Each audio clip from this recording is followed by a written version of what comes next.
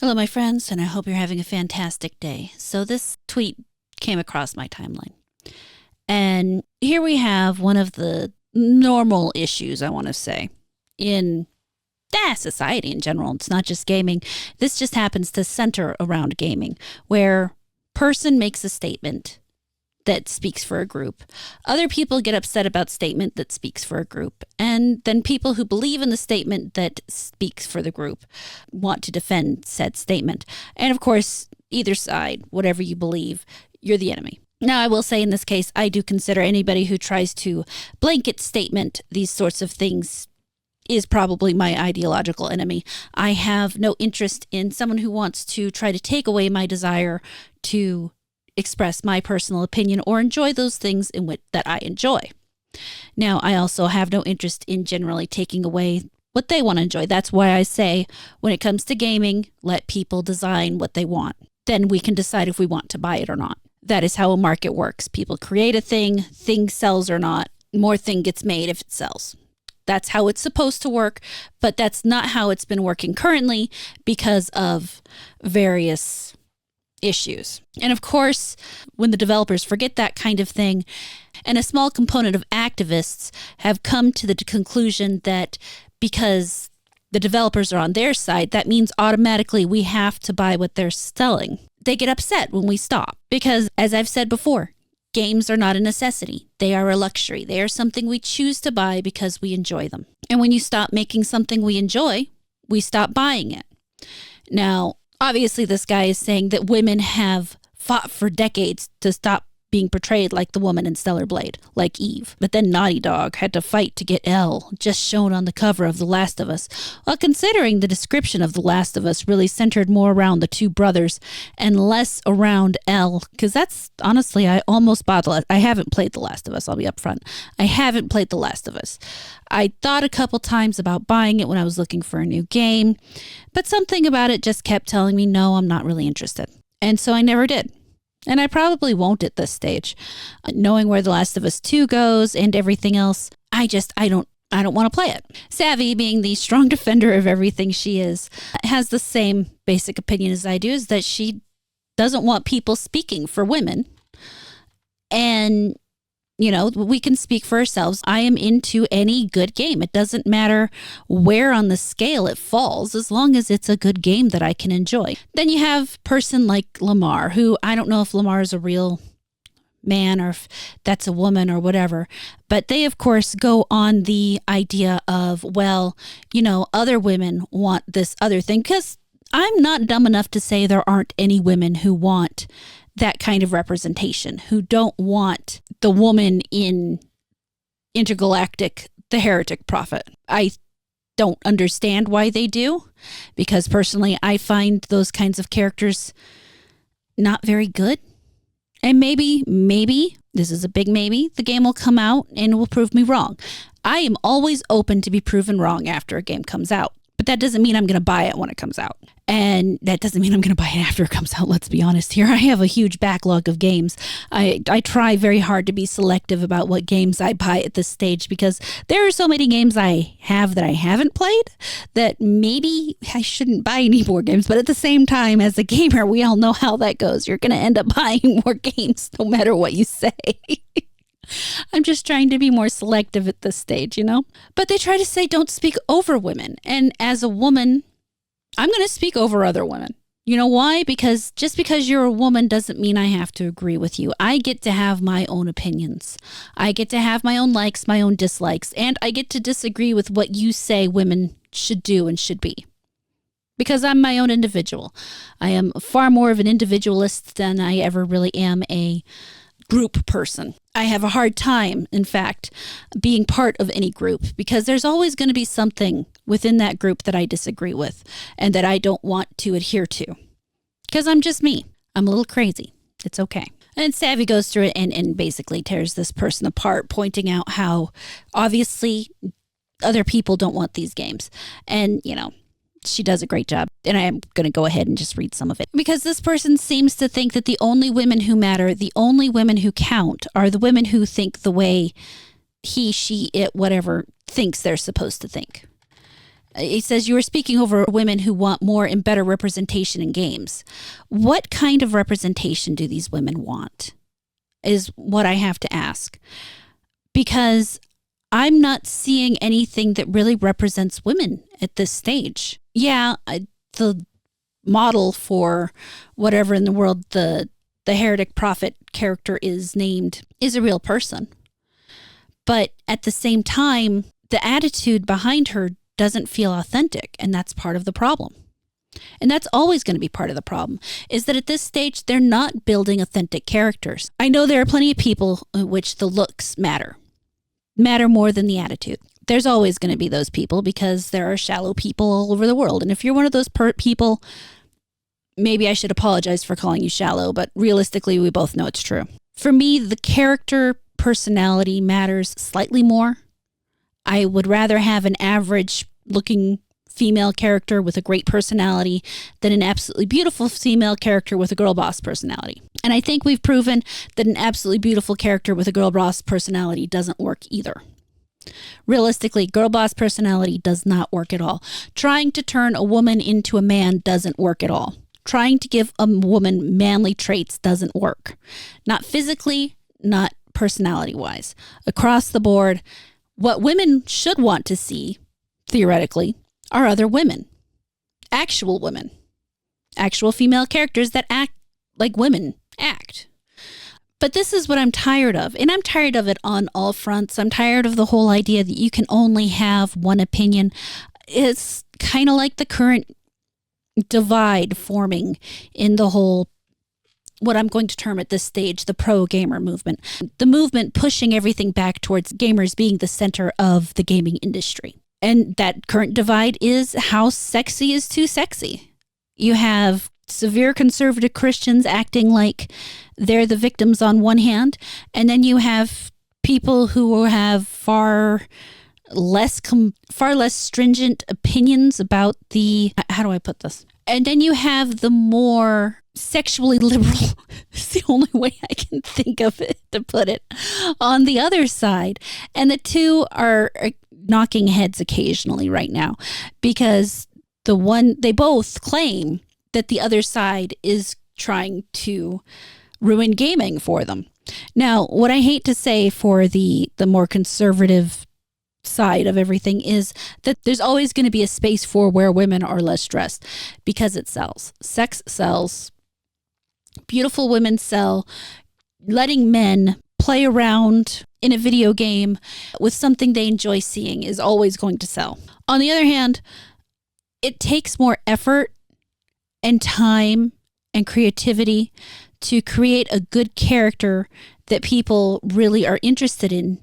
Without that, putting a sexy woman into a game makes it really easy to attract people. Now, whether they stay or not is a separate issue. Making a character that people really experience and enjoy without leading with sexuality is a much more difficult thing. And we do not have right now, I don't think, the writers out there who can pull that off. The writers out there who can pull that off are few and far between, and we're still kind of getting back to this place where they try to focus on that even.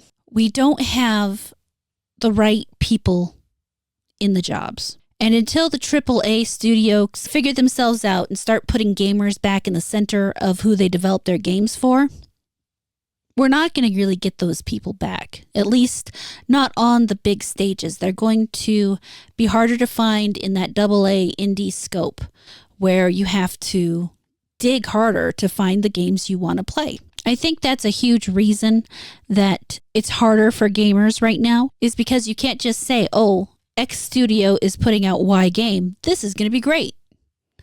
Because all the people who worked at X Studio have been replaced with younger, less expensive people who have less experience and less creativity, because that wasn't something that the studios really hired for. And because they've stopped really enjoying games. This segues actually quite well into something else I was thinking about talking about. This article from Bounding into Comics Borderlands 4 narrative director suggests Gearbox sequel will cut back on toilet humor and wacky writing. Says the idea of a gun called Hawk 2A made him want to put my hand down the sink grinder. Now, as I said when I talked about the Borderlands 4 announcement trailer in the Game Awards, these are very Concord-esque characters. They're very forgettable, uninteresting, bland, and there's an overabundance of purple overlay again in the game, which is kind of weird. Now, part of the reasons that you have issues like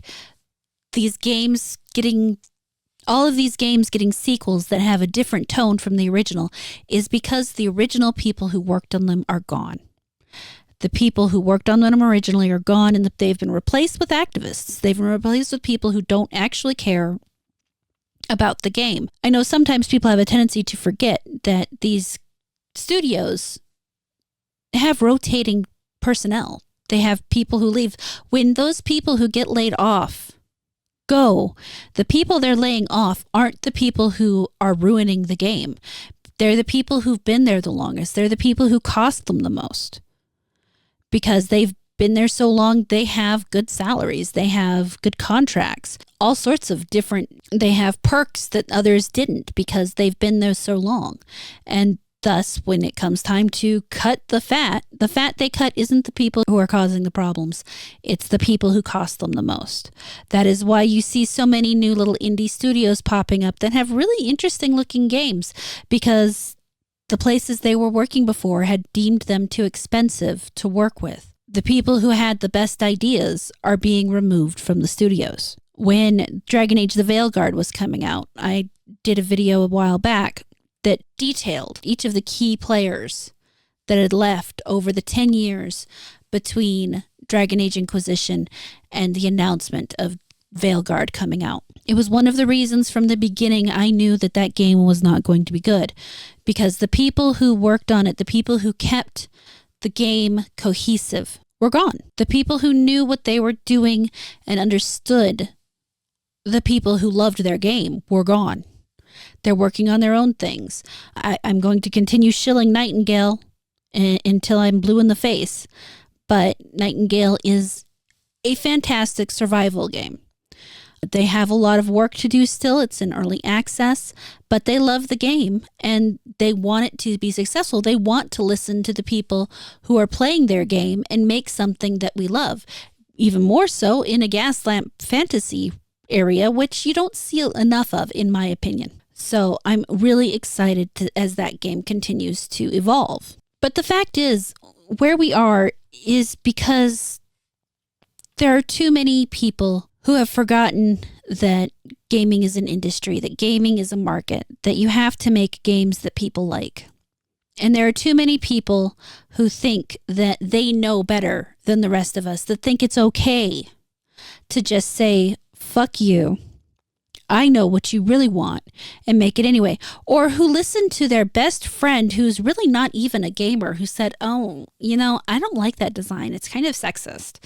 And decided that it was their mission in life to get their best friend into gaming with them, and thus they need to remove all traces of anything remotely attractive. A lot of this is mean girl activity. It is women who are not comfortable with seeing someone that looks more attractive than they are and trying to remove them from their sight. A lot of it is the fact that they're angry at this one dude once upon a time who asked them, well, what do you know about gaming? It's a lot of petty children shit, to be entirely honest. There are always going to be people who want different things, and that is why I think that creators should be able to create whatever they want.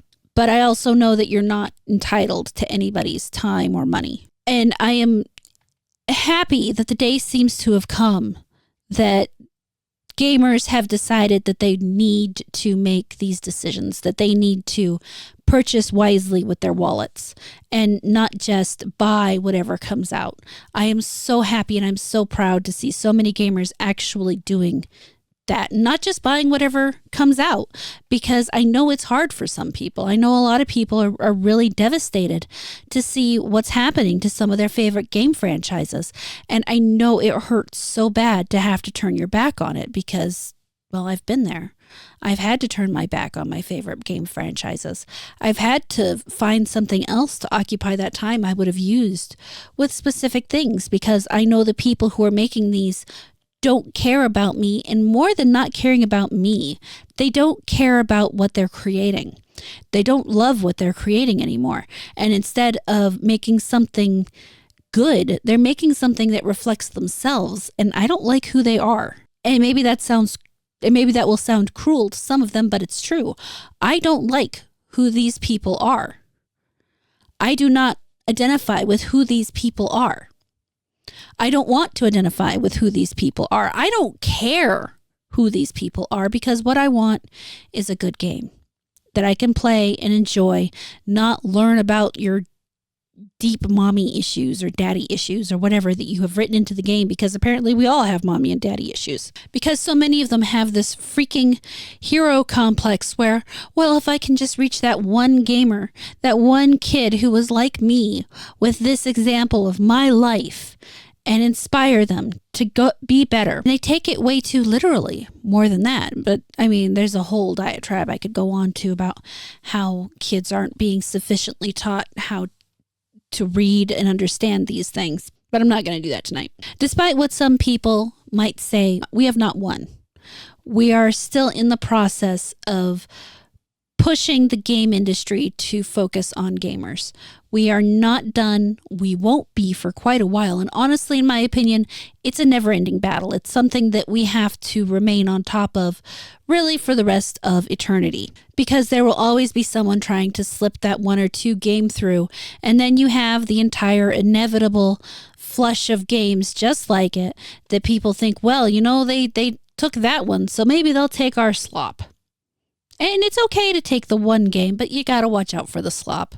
It's time to definitely tighten up on whatever slop we don't like, for whatever reason you don't like it. I don't care what reason you use not to buy a game. It's your money. You have every right to make whatever decision you make, because that money is an example of the time you've spent to earn. That money is an example of the time you've spent working. And now you have that capital to turn into a piece of entertainment. And that piece of entertainment should be worth your time. Now that I've rambled for a little while, let's go ahead and take a quick look at the puppies. For today, we just have 2 images. Both are basically of Violet. She was being excessively cute today. But here they are up on the elevated dog bed. It was a funny day because Betty earlier managed to actually climb from the floor onto this bed. And so they're really getting very active. It's just like I keep saying, it's just a matter of time before they're breaking out of their little kennel. And here's little Violet, where she was getting kind of whiny, so I decided to just hold her for a while, and she fell asleep on me, and she was just so cute. So I took a little picture of her, and of course there's my charging cable laying over the top of her. Don't worry, it's safe. All that said is that special day where I thank everybody who is a member here on this channel. I really appreciate you guys so much. There are a few extra who were donated members from this last week's membership stream, and I want to thank them, but I especially want to thank McCock for donating those memberships. The members are DX Machina NZ, Emperor Doomsday, Snake Oil Sean, Schmitted, Amogo, Green-Haired Anti-Liberal, Narrator 45, Felix, Stormborn, Aramis, Corinne Ponder, Ben Henniger, John Grant, Robust Delirium, Stephen Devanzo, Hollywood Guy, Mr. Drow, Gregarious, Soggy Goblin, The Black Wizards, Eric C., XM202 WoW, and Katurza. Thank you all so much for being members. I deeply appreciate it. I also have to send a hearty thankful to Silver for his monthly donation over on Ko-Fi. For those of you who do want to support the channel, you can become members. There is a link down below in the description. For those who don't want to give their money through YouTube, you can definitely support through Ko-Fi as well. There's also a throne wish list below for those of you who might be interested in that. That said, I have to thank anybody and everyone who spends any amount of time here on my channel listening to me ramble. I appreciate it so much. The way things have been going here, I am so beyond grateful. I can't even begin to tell you how much I appreciate you all. If you have any thoughts on anything I've rambled about today, please leave them down in the comments. I love to hear from everybody. One of my favorite things about doing this, and I look forward to reading what you have to say. Thank you so much for watching this video. I really hope you enjoyed it. Please like, comment, subscribe, and turn on the notifications. If you really liked it, you can feel free to share it around, and I will catch you later.